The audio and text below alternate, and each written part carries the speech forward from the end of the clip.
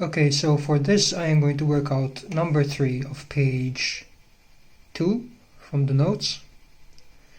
What you have to do is page 2 question 1 and page 4 question 2. So you have to do this one. So let's start with page 2 question 1. Now I'm not going to work this out for you. I'm going to work out a similar one so you know what to do. So for number 3, find the area of a circle whose radius is 2 meters. So the first thing we do is we write down the equation A equals pi r squared.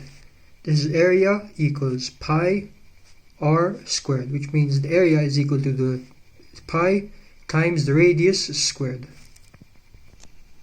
Now from the example on the booklet, it tells you that the radius is 2 meters. So what you have to write down is the area which you're trying to find out equals pi, which you find on your calculator, times 2, because the radius we said is 2 meters. 2 meters. So times 2 squared. So on your calculator you're going to write pi times 2, and you're going to find the square button, which is that, which is equal to 12 point, do it to 2 decimal places, okay? The answer is this, to 2 decimal places, that would be 12.57. So the answer here would be equals 12.57, and since it's in meters, you're going to do meters squared. That's it. Now for the second part, you have page 4 question 2. So page 4 question 2, and I am going to work out page 4 question 1, so you know what you have to do.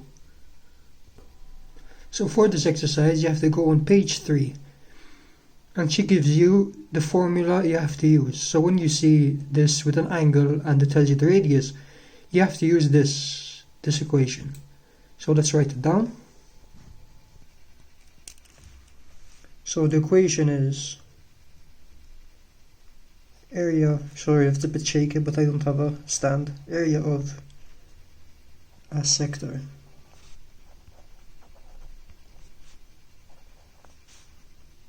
equals x all over 360, because there's 360 degrees inside the circle, and now the x is the angle in the example.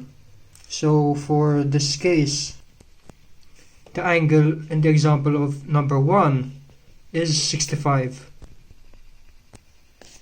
So x is going to be 65, but we'll fill it in later. So x all over 360 times pi times the radius.